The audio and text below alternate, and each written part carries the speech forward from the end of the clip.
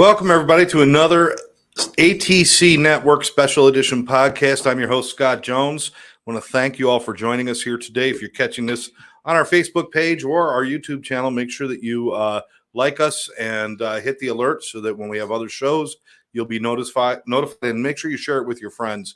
That's really important.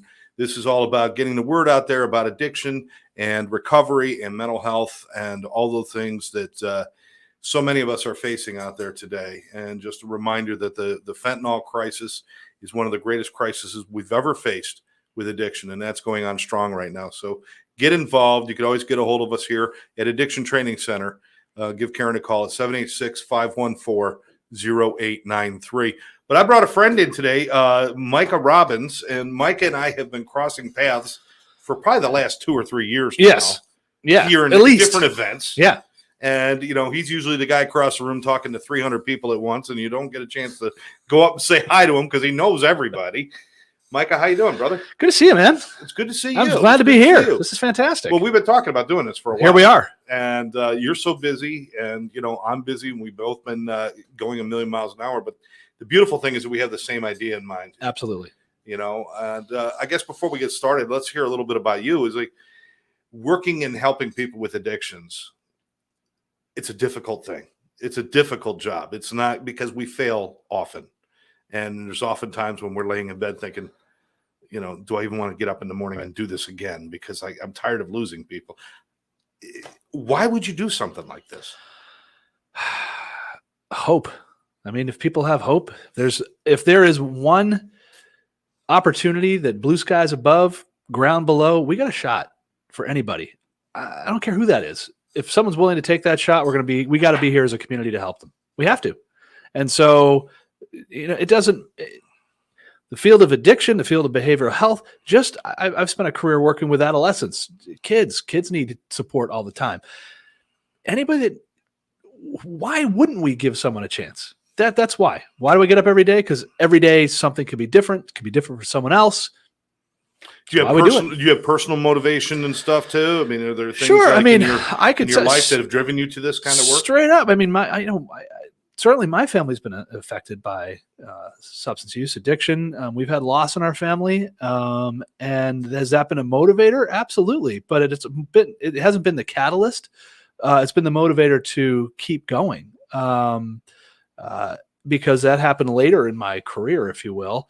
But I was always sort of in this space. So it made it hit home, just like it hits home for everybody. Right. And that it just added to that motivation that we can do more. And I'm always looking at, how do we make this world a little better for people? It's, you know, we look at reasons why. I mean, look, there's the genetic component, there's the chemical component, there's all the, but also it's the environment.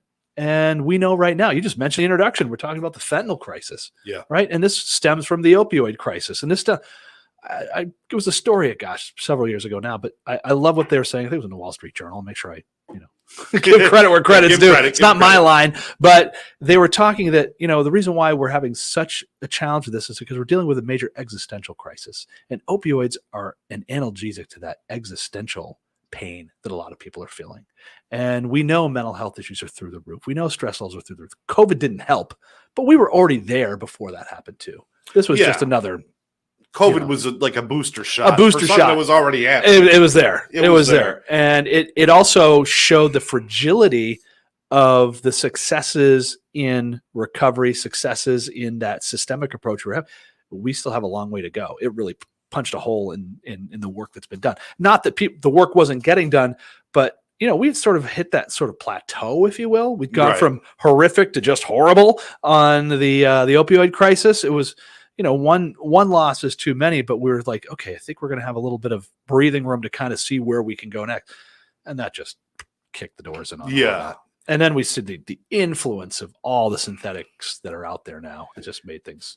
Well, you know, you brought up the COVID because that's really important, because we might have been heading in the right direction. Mm-hmm. And then we get hit with, and you know, when you say things like isolation and quarantine and anxiety and depression, ultimate risk factor. Things that came with COVID. Yeah, these are prime feeders for addiction. Yes.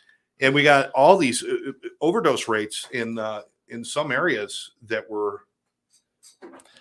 We're seeing spikes 50 to 150%. Yeah. And exactly. So, and also this time around, and this is not discussed much, like most things usually when they're under the sort of the radar, but our minority communities have been hit exponentially harder with this round of the opioid, especially the synthetic crisis, because we're dealing with all those, again, existential components and that environment, everything that's been happening from within the Black Lives Matter movement, obviously with all the racial tensions that are, it's still exposing that that's a major issue. Now, that's not the catalyst for substance use, but here's a challenge is that you're seeing that cross-contamination of synthetic opiates in all substance categories. So people that were never, and this rolls right back, and we just did a story yesterday up in Palm Beach. This rolls back to those kids from West Point, that just they didn't come down. That wasn't their intention to use fentanyl or a fentanyl analog. No. And now we have 8 overdoses. I mean, it was just, it's so pervasive now. It's a game changer. It is because it's kind of the equal opportunity. I mean, the difference, I think, and I'll quote somebody else, and if I remember who they were, I'll tell you, but I don't, so I'm going to own it. So it's mine now. The difference between a good hit of fentanyl and a bad hit of fentanyl is like 3 grains of sand. I mean, right. And you're looking big at sand. Yeah. Micrograms. And it's like, it's incredible. And whether it's your first college party that you're at and you get Valium laced with fentanyl, right, or if you've been using for 20 years and somehow maintaining, because we know there's a lot of those. That's right. Tommy Chongs out there making it work, The Tommy Chongs. Sorry, Tommy. We love you. Yeah, we do. Okay. We do. But come on, really. Yeah. But whether they're those 20-year users or first times, it's equal footing when you put something like that in your body. Right. Take a developing There's no tolerance that allows you to put this in your body safely. No. And I think that's, especially for our young people, it's that we're not naive, and especially in prevention, that whole scare you, just say no. We know that's folly. It's ridiculous. But the idea that, young people, if, we give them as much information as you can, they're going to make decisions. They're impulsive. They're kids. However, that thought that it's going to be someone else or I'll be okay or that soft landing, that's gone. I mean, and I'm always been like, let's work with what we have. This is different. This is totally different. I've been at this almost 30 years. This is the first time when someone asks, what do you think can happen? I'm like, I don't know. Yeah. I don't know. I mean, because I'm not a bench chemist. I have colleagues that are, they explain them all the science and chemistry behind it. But at the end of the day, we don't know how that's going to affect an individual other than it's not going to be good. I'll tell you what, between you, me, and Karen, we've been, if we put all of our time together, we've been doing this stuff for 100 years. Exactly. We put our time together. And I've never been so afraid of what the next thing is. Right. And it's going to be something. It hasn't been like, we found a more safe version. I'm going to go back. You'll remember this. And I want to put this into trainings and presentations, but I know that I'm sort of well past my prime on this. But there was a really funny sketch on Saturday Night Live with Phil Hartman. And it's just that idea of magnitude. It was called Colon Blow. You might remember the sketch. I remember that. Yes. How many bullets? 4.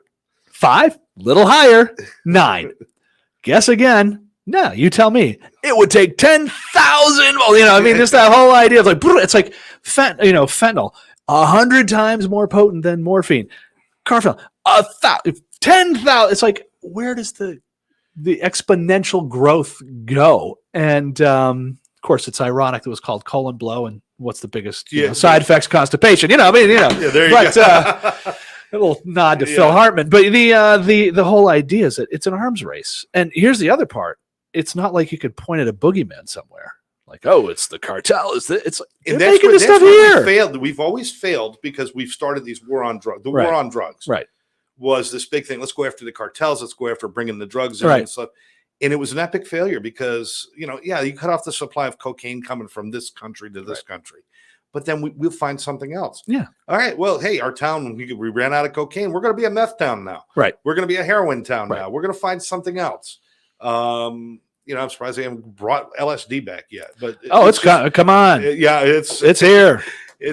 But what I'm saying, we've been fighting the wrong battles. Sure. We've been fighting the battles against the drugs instead of fighting awareness, instead of fighting for the individual, instead of doing those things. The Just Say No just kind of went along with that. It was like, oh, we're going to help the people. We're going to teach them the word no. Right. And by the way, and no offense, no's always, you talk to people that are, especially peers, are like, so I'll ask them, what happens when you just say no? They're like, nothing. Yeah, no big deal. It's like, yeah, it's not a big deal. It's a question of where are you at? What are your protective factors? Right. What environment are we building around you that you don't feel the need that that's something you need to engage in? Right. And that comes down to behavioral health. I mean, think of the mental health issues we're dealing with. This is it's a crisis. These are overlaying crises. Oh, absolutely. There's layer upon layer upon layer, and we have to address all of them. And we have to look at each individual because their motivation is different for each person. Right. It's not a matter of just saying, well, just say no, you don't want to get high. Right. They're purposely putting poisonous chemicals in their body that they know might kill them. Right. It goes beyond just, I feel like using. It goes beyond that. So there's a lot of work that has to be done. We say that too. Very few people get up on a Tuesday who've never done anything say, you know what sounds like a good idea today? Fentanyl. Yeah. That sounds like a fun thing to do. I mean, I'm coming across clients, I'm sure you are too. They're shooting fentanyl in their neck. Mm-hmm. I mean. Yeah. And by the way, it's almost like talking about the old days of heroin. You could talk about the old days of fentanyl. It's not even fentanyl anymore. I mean, this is just this bag of synthetic compounds that can do anything. And that's across the board. I mean, we have conversations about, and the genie's out of the bottle. Medical marijuana is here to stay. Yeah. And I'll even stop doing the air quotes on it because, what are you going to do? But our argument isn't now about marijuana. The argument is about, oh my gosh, THC. It's like you're not realizing that, you go back 20 years and if you're, first of all, if you're a cannabis enthusiast, you were looking at 3 to 5% THC. Yeah. You go to medical grade marijuana, your starting rate is about 12 to 13 to 15% THC. And then you're going into oils, butter, dabs, all that stuff. You're looking at 90 to 100% pure THC. This is the stuff that is triggering cannabis-related psychosis. That's showing emerging severe mental health issues in young people, schizophrenic type behaviors, things like that. It's like that suicides are through the roof. Absolutely. So it just adds to that. So I mean, last year it varies, but well over 100,000 opiate-related deaths. That's the record, highest we've ever been. And if you look at the last 6 years, when it was really even 7 years, go back to 2013, which now I'm realizing is almost 10 years ago now. Yeah. 9 years.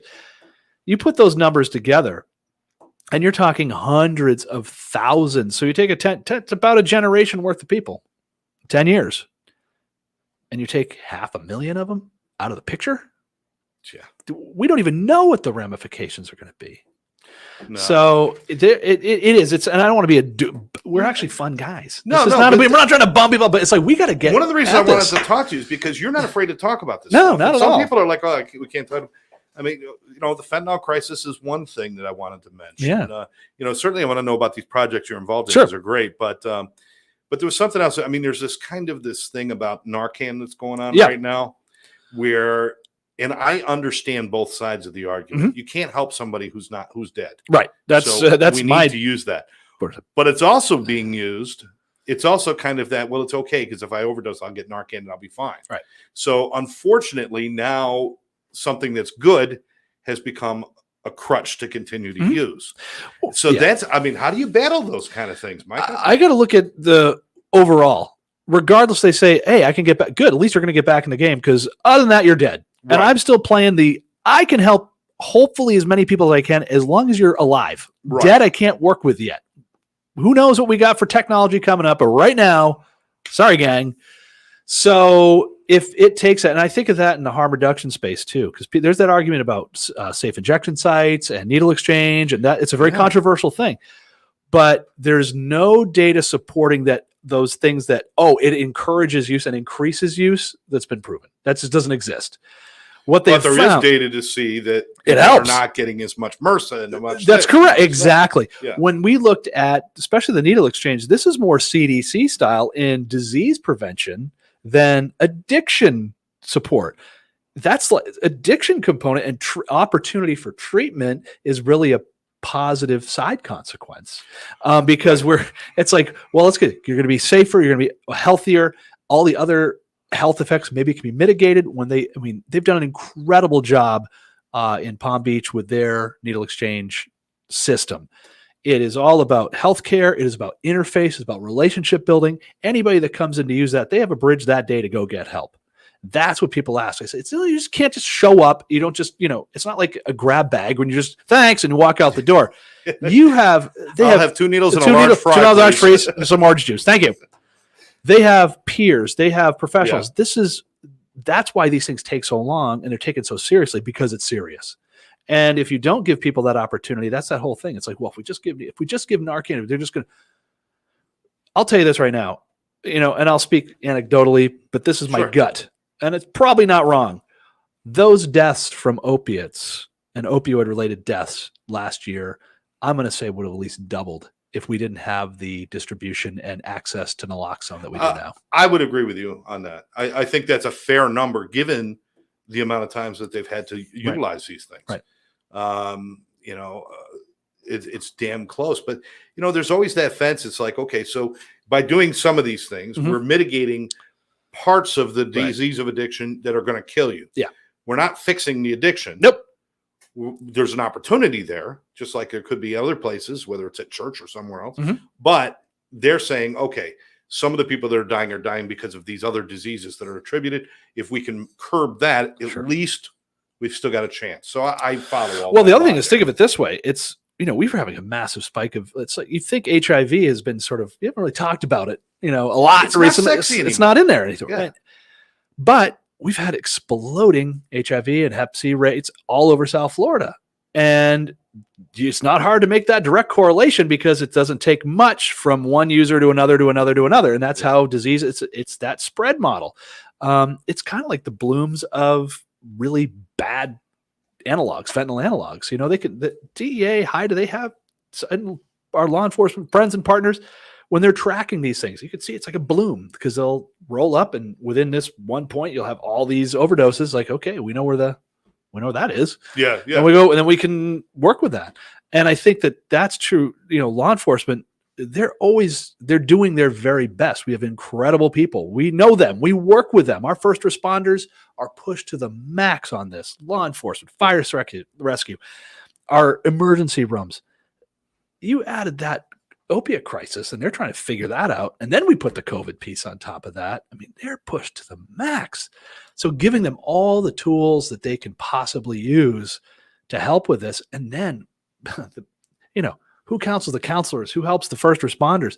The behavioral and mental health toll it's taking on that entire profession. Yes.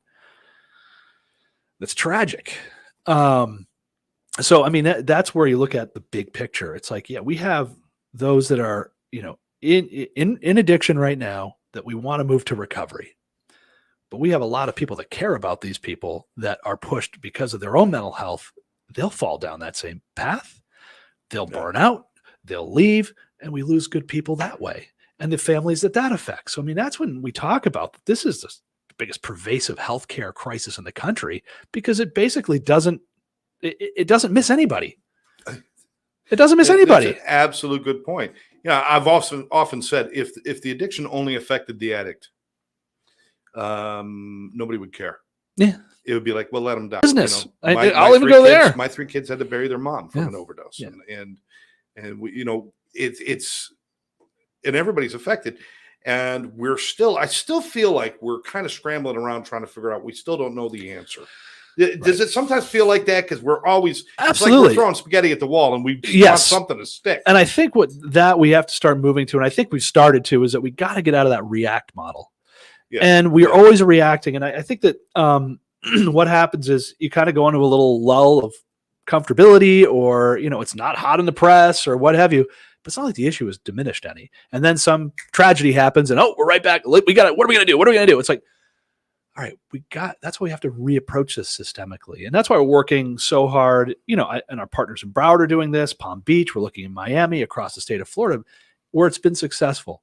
The recovery-oriented system of care, right? The recovery-oriented system of care, not a treatment-centric oriented system of care.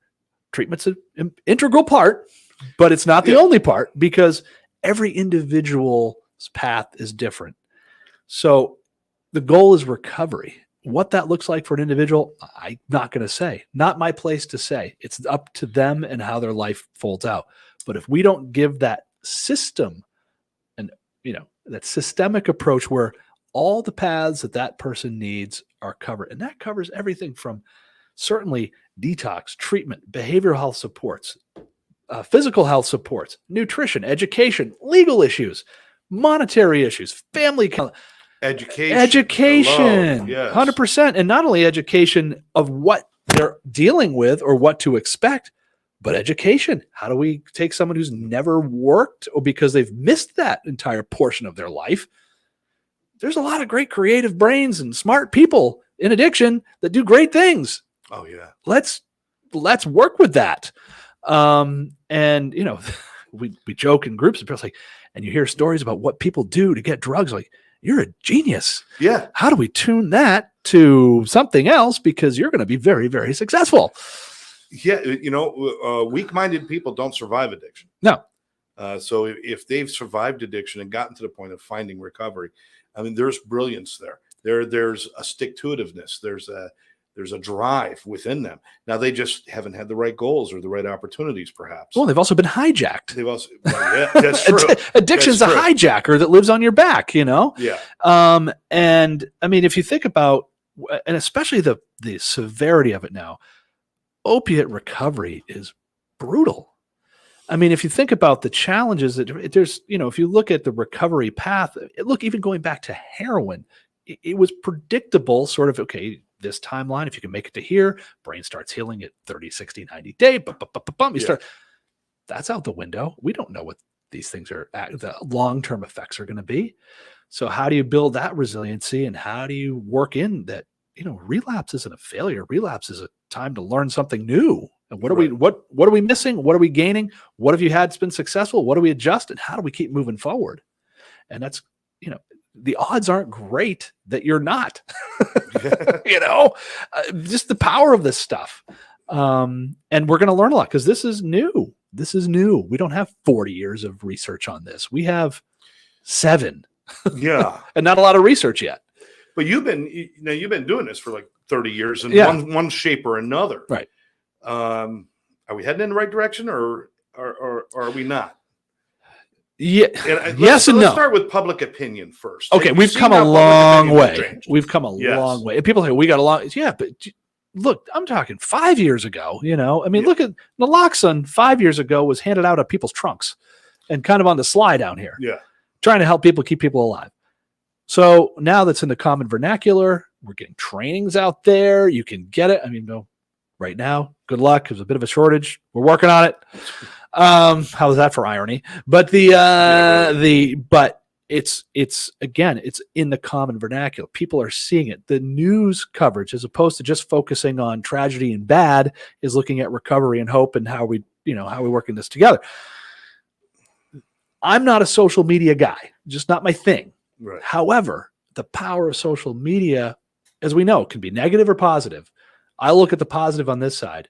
The recovery community has really embraced that and embracing social media in a positive where you get information. You can do this. You can have these conversations. I've been a part of many of these town halls, information, get it out there.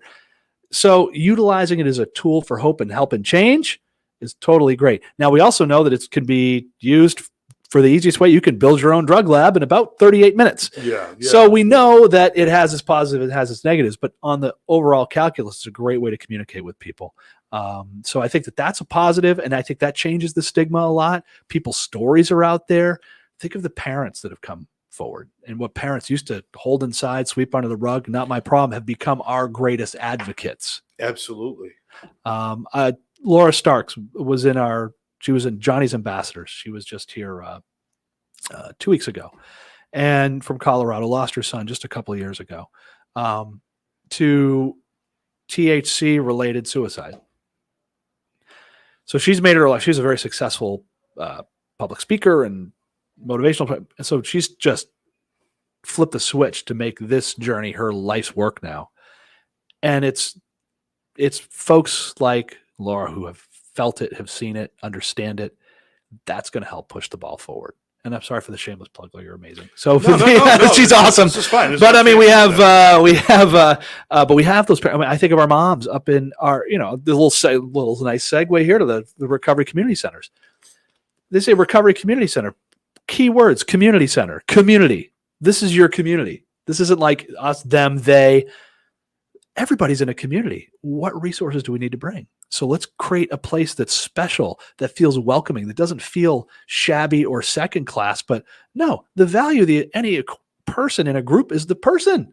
That's the value equation. If you come into a situation, you come into an environment where you feel like you have value, you are important, you're bringing something to the experience, that can be game changing the minute you step in there. Yeah, you don't need to be somewhere where you're shamed or right. where you are. Or I get the least of the resources. Yeah, I'm already feeling least as a human. Now, thanks for giving me your crumbs. Exactly. If we want that, we can go back to the recovery boot camps and shame people into changing their lives. It doesn't work.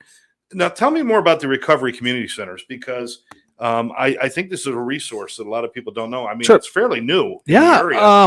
I remember when you guys were talking about it at one of the meetings up in Palm. It took us 4 years. Yeah. It took us 4 years. I mean, again, I'm not going to blame COVID. It is what it is. Took a little time out, but it showed that we took the authentic process. We gathered as a group. We looked at what the community was asking for, brought the stakeholders together, thoughtful design, thoughtful research, and built an incredible facility. And we also had the support, thank goodness, from the Palm Beach County. They're invested in this process. So that's when you talk about that change, it was out of the, unfortunately, the ashes of tragedy that we had an entire county change its tune on addiction. And you never want to see the loss of another be you don't want that, but if that's what it takes, sometimes you have to take the opportunity.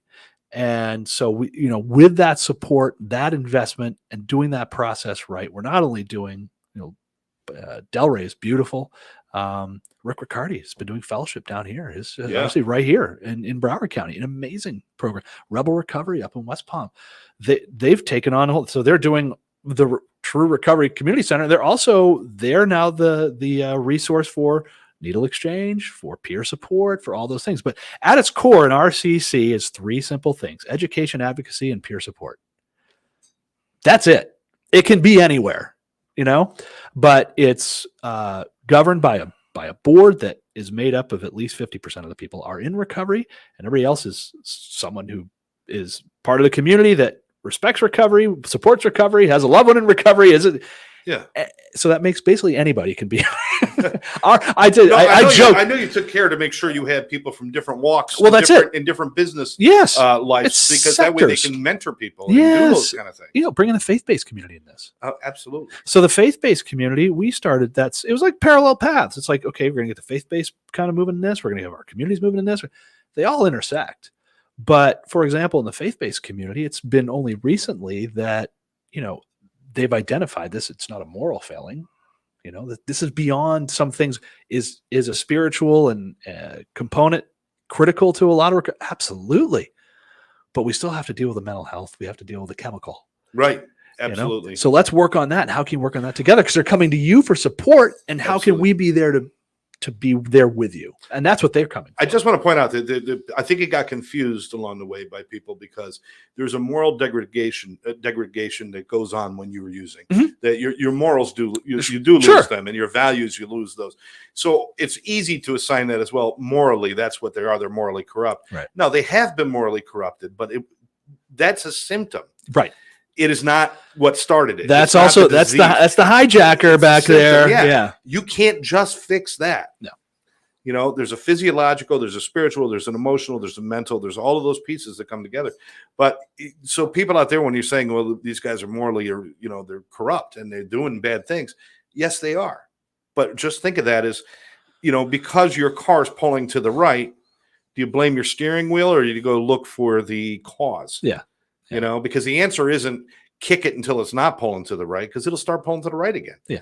It's find the cause. I mean, it doesn't work when you kick the shit. I thought, never mind. Well, you know, I know nothing about cars. Actually, I don't even know why I brought it Bang up. hammers on there. No, but you're right, and yeah. it's you got to peel away the symptoms. You Yeah. got to peel away the consequences. And that's what comes down to fundamental recovery oriented system of care is individualized. And you know, people say this too. There's a lot of morally corrupt people that have never touched a drug or done out in their lives. Yeah. So we can't. You know, that's the thing too. It's like there's stigma, there's perception, Yeah, there's expectation, and you know, and it also builds prejudice. It builds prejudice. Quite honestly, too, though, you know, when you think about it, you know, being the parent of children who have had addiction problems and stuff, even with my knowledge of my own addiction, my own recovery, working and being a child of an addict, and going through all this and being in recovery for so long, and when it came to my kids, I'm still, in part of my mind is saying, I have to make sense of this. I need to assign something as the blame. I need to find something so I can wrap my head around it, because it's, even as somebody who knows all of this stuff, it's still incomprehensible to people who love people. And I think that's where we get a lot of these misconceptions coming from. We're just trying to make sense of it. Yeah. And I think that one thing, it's like in those situations, nobody in any of it did anything wrong. You know, I mean, that's a hard thing for people to swallow, because you want to assign. The first thing anything happens, we want to find it's nobody's fault. It's something that's happening. Let's move that fault line out and look at what's happening. But we're trained to find the fault, because that's where you fix things. That's what you fix things when you find out where they're broken. Well, how many people? And you got to figure that out, and that's why I think people. And so we do create a lot. There's a lot of myths and a lot of legend around addiction and urban beliefs. Of course, it's just, but it's almost hard to say. There's no rhyme or reason in some ways. There's no rhyme or reason, and the focus on where it came from is really kind of a non sequitur when you're talking about we've got to fix. That's right. Where they are now. And I think what the thing is, we're beyond fix. I always use that word manage, because you know, it's, and you sit and if you've done, you know, you talk to folks that are in recovery, or they're in a treatment facility, and you get that sort of vibe off some people. It's like, and I'll even throw that. I say, hands up, who here is because someone sent you here to fix you? And they're like, yeah, like, New Jersey State Police, that's right. Parents, but yeah, and it's like, okay, great. That's not what this is about, right? You know. And the other thing I always say is, this is your time, and I'll encourage it and applaud you. Be selfish, because I know you want to be selfless. That's part of your recovery, but you're going to be a lousy person at being selfless if you're not selfish first and understanding this. And you know, people like kind of like, yeah, do it. This is you're an adult. Also, look at this. Think of a time that most adults have this time out from their life to reassess, regroup, get some support, get some learning, get some therapeutic, whatever that is for you. You know, not many people get the chance to do that. Your catalyst happens to be addiction or a behavioral health need. Hey, God bless you, but take advantage of the opportunity. You know, it's a great opportunity. And sometimes we're like, oh, yeah. And so usually it's folks that are getting closer to the end of their stay, like realizing it's an opportunity and approaching it that way. There we go. We're good. There we go. Chord stuff. Had a little shaky chords. No, but I agree with you 1,000%. Yeah. I mean, so, you know, I mean, we're going to have to do a series of these if Sure. you're interested in doing this. I love hanging out. I think it would be neat. You know, you're up north a little bit from here. People know me. I'm on the road all the time. I know you show up. This is everywhere. nothing. This is nothing. This is going to remember to get here. I'm like, I'm down in Broward. I'm not going to see Mike. No, there he is. Anyway. He shows up. But I'm glad you did. Yeah. You know, you got a great spirit and a great truth about you, and you know, you're fighting for what you believe in. Yeah. You know, what's next? I mean, this is now just, you know, and I don't want you to be like it's on Mrs. McGillicuddy's porch in the mayonnaise jar kind of Karnak thing. But just in your experience, what is the next step we have to take as a community and as a general community, and then as a recovery community? What is the next step that has to be taken, do you think? Two key things. One is, again, creating a true system of care. We have a patchwork right now. A lot of good things, A lot of good components, but an organized, coordinated system. So no one gets lost in the shuffle. No one falls through the cracks. Okay. But how is that going to happen when you got all these different people out there running treatment centers the way they want to run them, and that's all okay. Different? Look, we got to stop looking at it as a treatment center centric thing. Treatment centers are going to do treatment. That's the problem. Yeah. Treatment centers are going to do treatment, right? For the majority, and our dear colleague Karen, we're just talking about this, and I'm obviously a giant advocate of our treatment providers. They've been the backbone of a lot of this. We don't have a lot of public treatment options in South Florida, very, very limited. So the support has been tremendous over the years. But there's, I mean, a lot of people say, well, we do it a little different. There's only so much difference you can have. Yeah, that's true. But that doesn't negate the good work they do. Okay. Just appreciate it's like, let them provide that. But here's the thing is, how are we getting people into a system where they feel valued, where meet them where they're at? That care level determinant is critical. Not everybody coming in needs this step. What in this sphere of support do you really need? Let's focus on that, and let's have a person to help them navigate that. Someone qualified to do that. So that systemic approach, and if it's treatment, awesome. We have these treatment providers that have all signed on to be a part of this, and we're going to give you a choice of 3 of them that best fits your needs. Right. So that way there's certainty of who's getting what, and we don't lose anybody. So that's one piece, a truly systemic approach. The second part, and I mean this very seriously, is that, in Palm Beach County, there's somewhere between 70 and 80,000 people in long-term recovery. That's a movement. So organizing, mobilizing, and getting more politically active, I think, is critical. I mean, our commissioners have seen that empowerment, and they get it. And it's not a fear thing. It's an empowerment thing. Let's work together. But you think about who shows up and votes and this and that, and I'm being very serious here, is that most local elections, it's 1,000, few hundred votes that move things left and right. Really, it really is. I mean, everybody's so concerned about the presidential vote.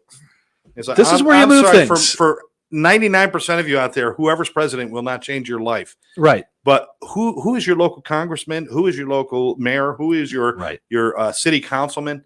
Nobody even knows. That's a constituency of consequence. And if that can get motivated and mobilized, activated, it works. It works. Get engaged, get involved, but that takes a lot of organizing. And there's a lot of great folks out there that have incredible experience organizing around a lot of other issues. Absolutely. But if we bring some of that into the recovery space, I think that's really critical. And I see that as a force of good, not as a force of conflict. Creating positive events and positive places like your recovery centers. And these things that they do. I mean, bringing knowledge to the community, movie nights, and bringing people like Laura into the community. And when you only get a handful of people there, don't look at it as a failure. Look at it as like, hey, now we got a handful. Let's build on that. Yeah. I think that banding together is really important. Yeah. And, not to the exclusion of everybody, but to the inclusion. The inclusion of all. Inclusion. And I see that as a big positive if we could start pulling that off. You're right. There's a huge recovery population down here. But like everything else, we fragment ourselves and to our own detriment. It's like, I don't hang out with those guys. I hang out with these guys. We see it. We work with FATC, which is Florida Addiction Treatment Centers. And again, this isn't all about treatment centers, because treatment centers are simply, it's the kickstart. It's a foundation for some people, it's not even everybody. Yeah. Because long-term recovery goes well beyond all of that. Well, that's it. You're here. It's like you're here for what's in my community that's going to help me stay in recovery. That's right. And what opportunities will I have?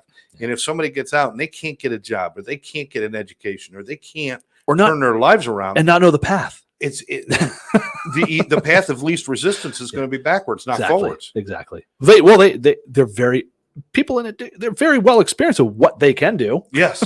It's like, I got an option. I've always got a kick out of people who says, well, I can't drink. And I'm like, well, let me tell you something, my friend. The one thing I know is I can drink very well. Yes. Problem is, if I do that, I get to do nothing else. That's right. So I'll be just good at that. Yeah. I mean, they know what they can do. You're right. They right. know it's the lesser of evils, I guess. Yeah.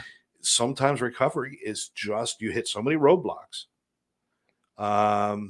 Now, nobody's saying that people are absolved from the wrongdoings. We want to make sure I point these Absolutely. things out. Yeah. Not everybody's saying, "Oh no, you got if they commit a crime, you do the time, you do whatever you got to do." But consequence is consequence. But once they start turning their life around, they should be the same opportunity as anyone else, and not have that held against them, or even just these extra things. Think about law and our prisons, and law enforcement agrees. They'll tell you that they'll be the first ones to say this. We can't arrest our way out of this, but we can't. Here's the thing: our incarceration, as we all know, is off the charts in this country, and the fact that majority of those are substance related or behavioral. Our biggest treatment facilities in the country per capita are prisons, mental health treatment and substance use treatment. That doesn't work, because that does tear communities apart, and that doesn't allow growth, recovery, and restitution or restitutional justice, if you will. So we have to be looking at. That's why I say this is so complex. There's so many different pieces to it. And with the war on drugs and those mandatory minimums for drugs, they never peel back the onion of why and how. Yeah, exactly. And if you could, so we have a lot of judges that are progressive. Hats off to them. We have a lot of law enforcement that's progressive. Hats off to them, because that's just depleting their own resources when they could be doing other things as well. And they'll be the first to say that. And we have incredible law enforcement, first responders, top notch. Absolutely. Top notch. And they're part of they're part of the equation, they're part of the conversation. It's not like here, there, compartment. I think of Dave Scharf here in Broward County. Yeah. I mean, for lack of tenor, he's basically your drug czar. He's got so much knowledge. Don Main's with him before he retired. Yeah. They were talking just incredible people that have that law enforcement background, pedigree, but they also get the community. They get the community. And that's what you need. And I think that's part of it right there. So working with our first responders is a definite priority with all of this.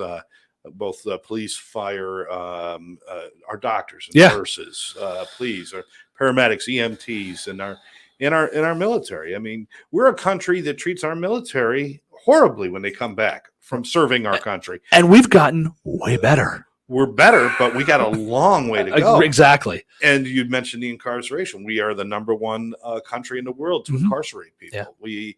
We 5% of the world's population lives in the United States, and we use 80% of the world's painkillers. Yeah. How is that possible? Right. You know why? Because we're trained for instant gratification. We're trained to fix it. We're trained, and it's so hard. It's like, I can't understand why my son Bobby's having all these problems while I'm popping his Xanax because I feel a little uncomfortable. It's it's that whole idea of pain versus pain, right? Why are opiates so popular? Because it hits so many different parts of your nervous system. And that's because I hurt my ankle, cool, no fun, but here, take some of these. Oh, that depression I had, that anxiety I had, and everything, warm fuzzy bubble, my anxiety, bullying, and so that's why they're so addictive. They're so addictive. So if you don't mind me taking this, sure, go right ahead. It looks like let's go there. Let's just say it. We are mentally unhealthy in this country, that we do not train, we do not talk about, we do not work on from the very beginning how to deal with mental health, how to deal with depression, anxiety. Right. There's nothing in that in our education system for the children. The families aren't dealing with it. We turn a blind eye until we get to the old enough age where if you're feeling out of sorts, take a pill. Yeah.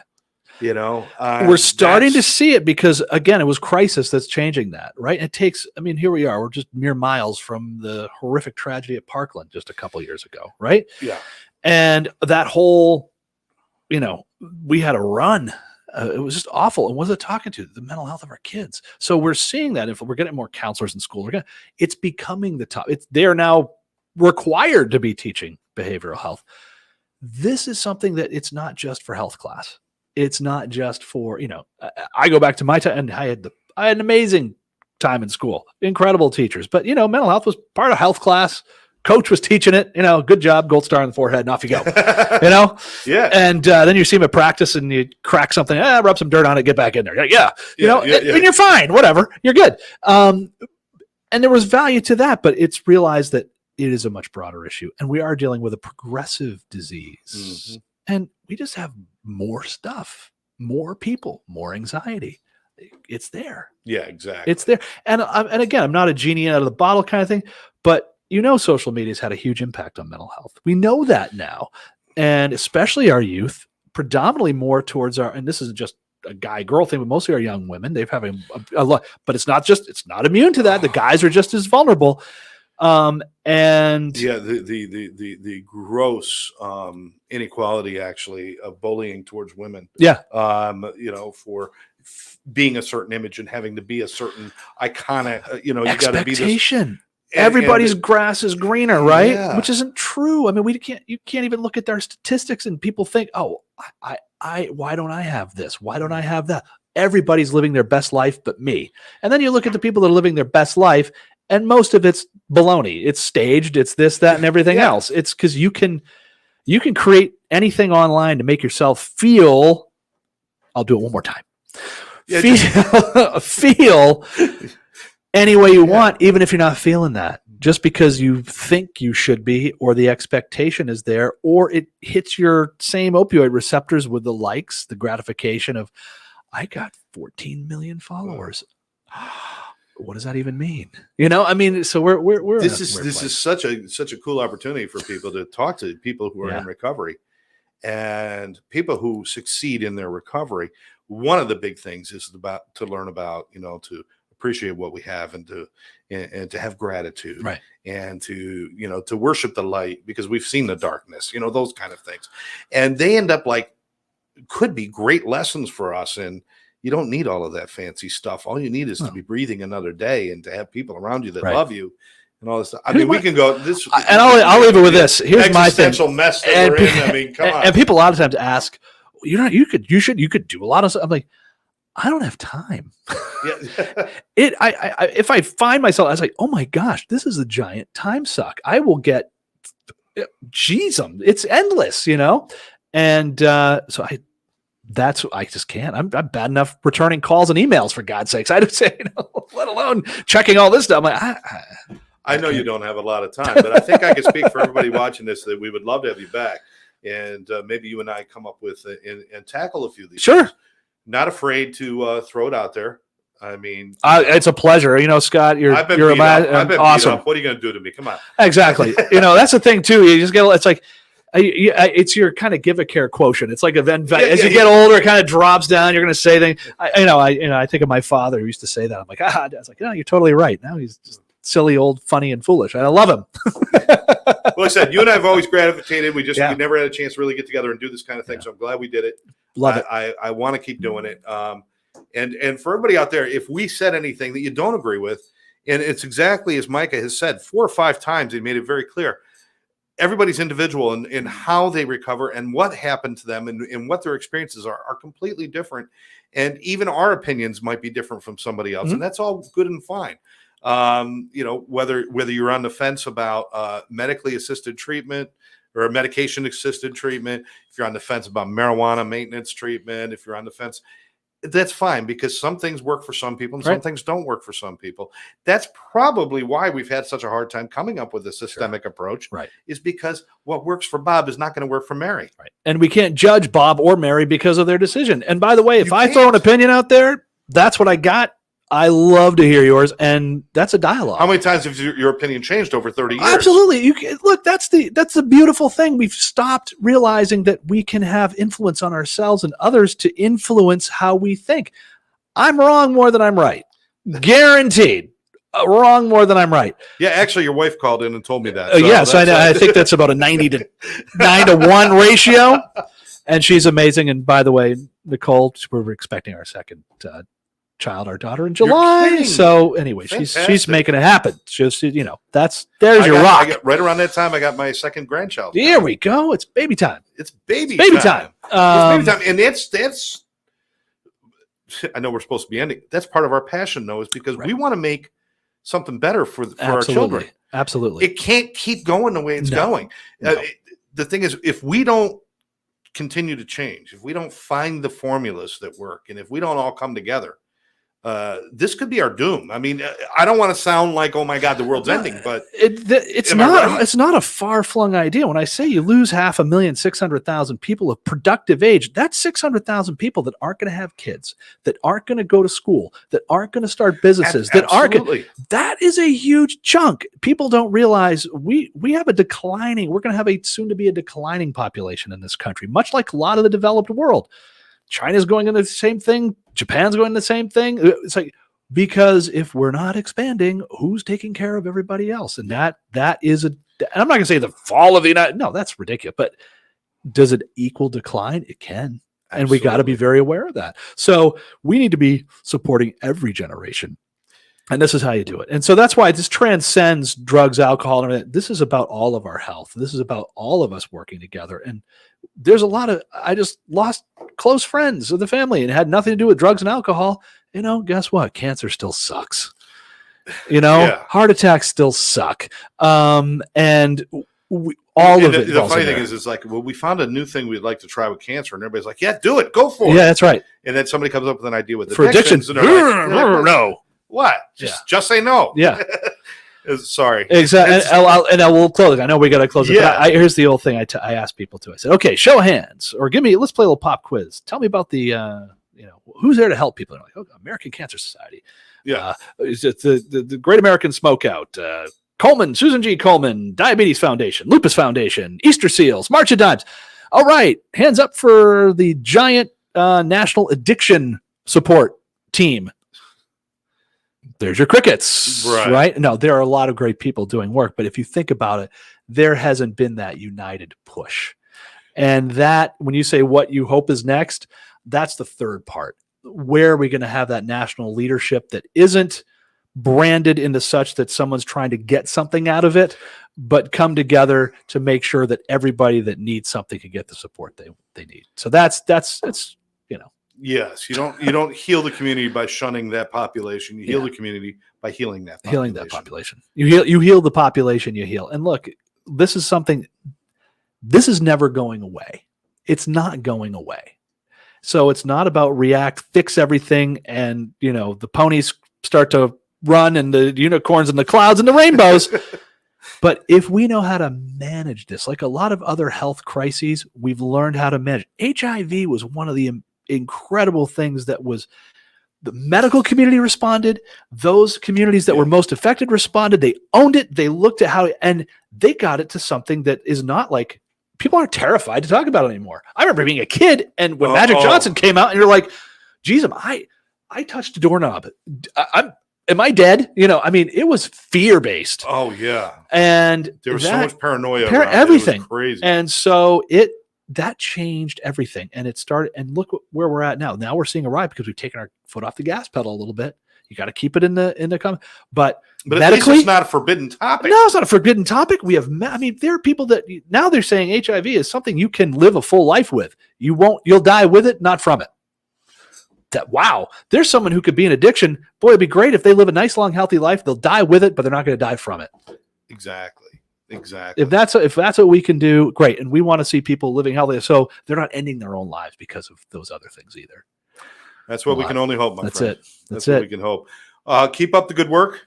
Pleasure. Can't wait to do it again. Yeah, absolutely. We will be back and talking more about the issues with addiction, and more importantly, not just drumming up the issues, because we have enough of that. Yeah. You're right. The media has been doing that for so long. Let's show the 5 kids dead in the house. Let's show this. Let's show that.